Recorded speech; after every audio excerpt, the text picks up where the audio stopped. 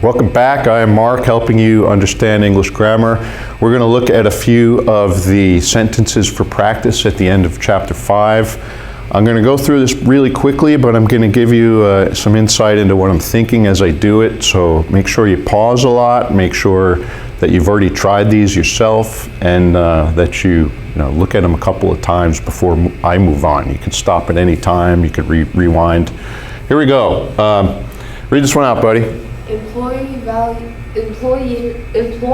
value liberal arts majors for their analytical ability. Okay, so what's my step one? I'm going to look for the direct object, and it's going to be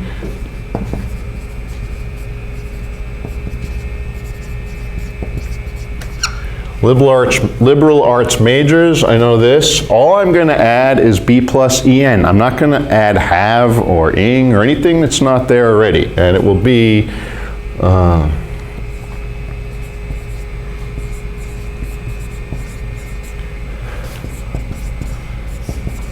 and here's my preposition.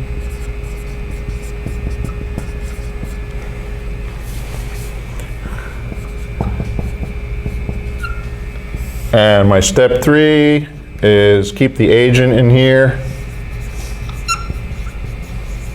Can you read it now for me? Liberal arts majors are valued for their analytical ability by employers. Good, their analytical ability. Okay, we started out with the pattern 7 here, which was employers value majors. Right, and your liberal arts majors. You had noun phrase 1, noun phrase 2. That was your pattern 7. And now the way we would diagram it is majors are valued. Okay, here's the thing about these diagrams. This looks like a pattern what? Looks like a 6, right? We're still calling it a 7. It's a passive 7 because we have the B plus EN, because somebody is doing this to this. It's still transitive, and it's still a passive pattern 7.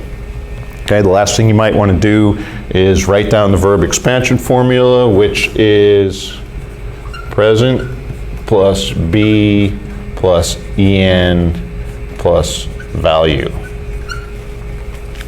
And that's how that one looks. Right, let's move on to this one over here, shall we?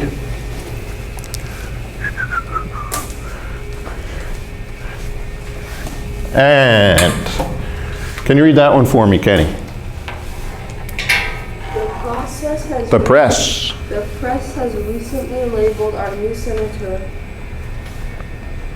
a radical on domestic issues. All right, so this is a big mouthful, so what I'm going to do first is try to diagram it. And every time I do that, I just start with this, and I see where it goes. Let's see, I can find the subject, which is press. Okay, and what do they do? Okay, and this is a little tricky because we have this adverbial in here. Whoops, and that doesn't even go here. They did it recently. And they must have labeled something, right? Look at this. We have a determiner here. There are no prepositional phrases in between. So that must be the direct object. Okay, but there's more going on. We have another determiner, and we don't have any prepositional phrases in between. So that means this is important too. Okay, and now we have a prepositional here. So we're asking, is this modifying the press? Is it saying how the labeling happened? Is it saying what kind of senator?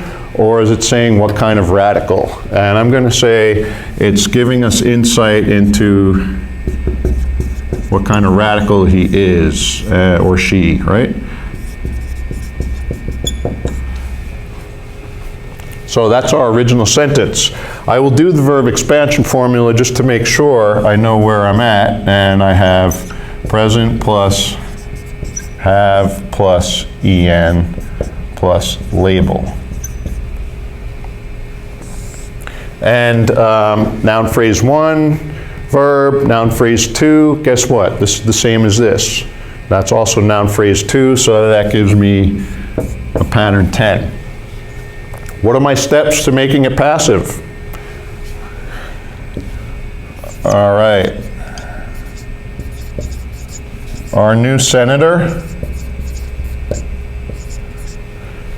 That is now the subject.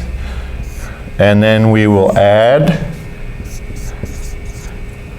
to what we already had. There's our be. All right, and this will look like this.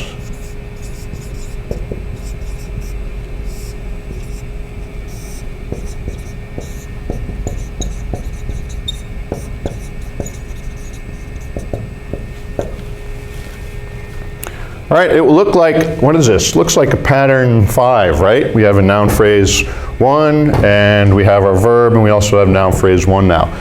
We're going to still call it a passive pattern 10. How do we know that it's a 10 and not a 5? Because we have a be plus en. If you have a be plus en, it must be passive, okay? And that means that there is a hidden agent somewhere. Who did the labeling? Press, right? If we want to keep, that's our step 3, if we want to keep the press involved in our sentence.